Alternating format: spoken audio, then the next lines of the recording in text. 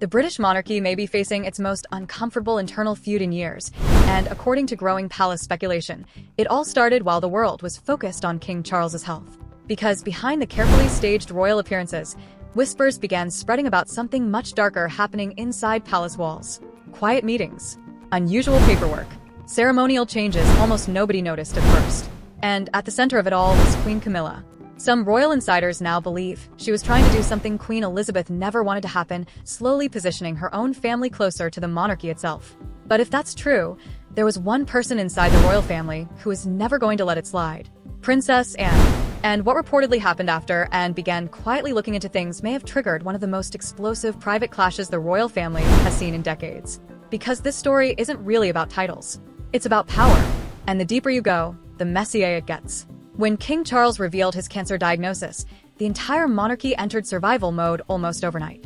Public appearances changed. Senior royals reshuffled schedules. Every headline suddenly became about stability, succession, and what would happen if Charles's condition worsened. That atmosphere created something dangerous inside the palace: distraction. While attention stayed fixed on the king's recovery, rumors started circulating among royal watchers that certain administrative discussions inside Camilla's office became unusually active. Nothing dramatic on the surface. Mostly ceremonial matters. Guest arrangements. Event classifications. Internal protocol language. The kind of paperwork nobody outside the palace would ever care about. But royal institutions are built on tiny details. And sometimes the smallest wording changes become massive shifts later on. That's why a few longtime palace staff members reportedly became uncomfortable with what they were seeing. Not because any single document looked shocking, but because taken together, they seemed to point in one direction. Camilla's family appearing closer and closer to official royal space. And that immediately raised alarms for one reason. The monarchy has always been obsessed with bloodlines, especially after Diana. To understand why this became so explosive, you have to go all the way back to 2005, when Charles married Camilla after years of public backlash.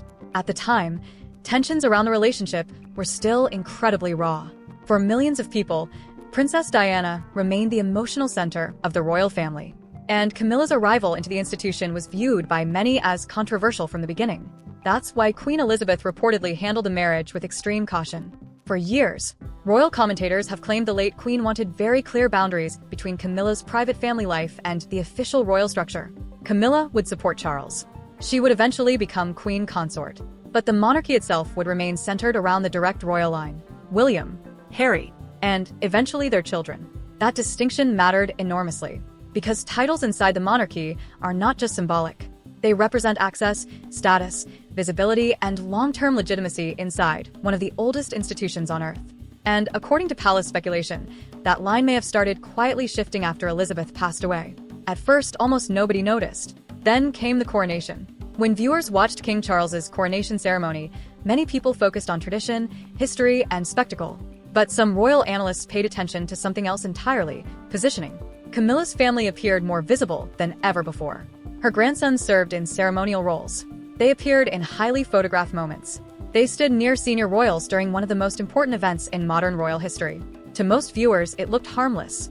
A proud grandmother sharing a historic moment with her family. But critics inside royal circles allegedly saw something different. A test. Because in the monarchy, visibility matters.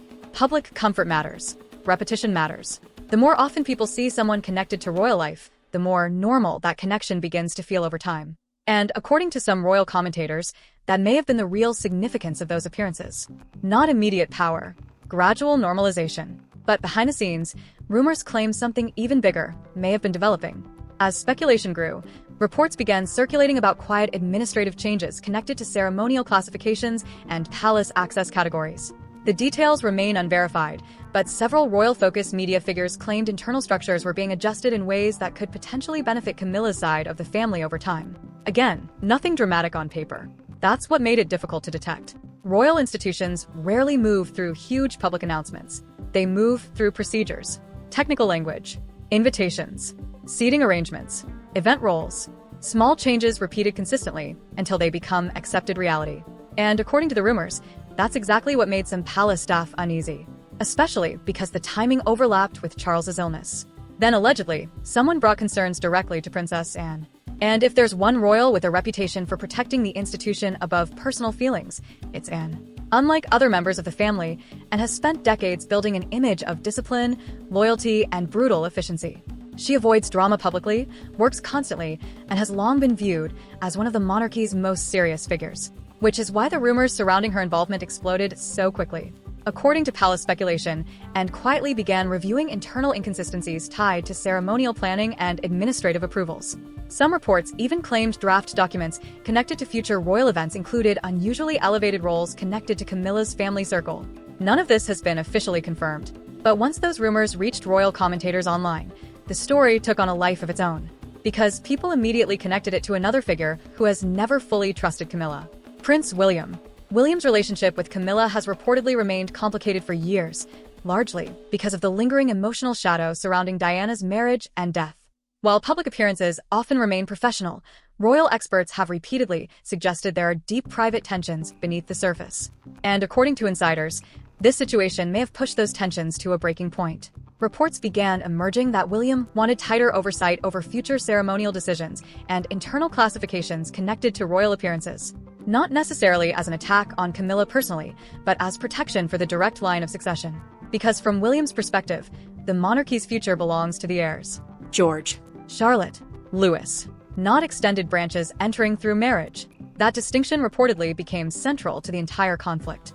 And suddenly, what started as whispers about paperwork turned into rumors of a full palace power struggle. But the most painful part may not have been political at all. It may have been personal, because according to several royal commentators, one of the biggest shocks in the alleged confrontation was King Charles himself. For years, many believed Camilla's greatest security inside the monarchy came from Charles's loyalty to her. After everything they survived publicly, the scandals, the backlash, the years of criticism, people assumed Charles would always protect her behind closed doors. But some reports now claim that during the height of these tensions, Charles became increasingly passive, exhausted by illness, overwhelmed by pressure, caught between his wife, his sister, and his heir. And that silence may have changed everything, because in royal families, silence often speaks louder than words. The palace, of course, has never publicly acknowledged any of these rumors. Officially, the royal family continues presenting unity, stability, and continuity. But the internet has done what it always does with royal drama. It filled in the blanks.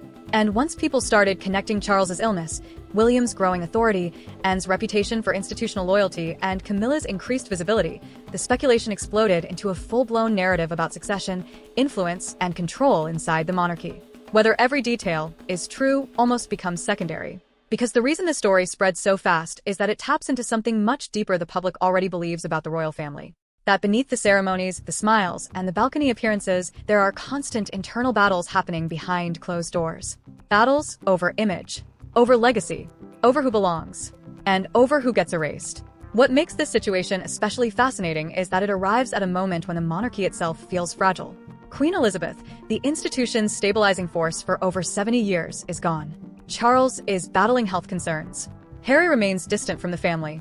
And William is slowly becoming the central future of the crown, whether the palace is ready or not. That transition creates fear, and fear creates power struggles, which is exactly why stories like this capture so much attention, because people are no longer just watching royal ceremonies. They're watching for signs of collapse. And if the rumors are even partially true, then what happened behind palace walls may not have been a simple disagreement over titles at all. It may have been the first real battle over what the monarchy becomes after Charles. And judging by the silence coming from the palace, that battle may already be underway.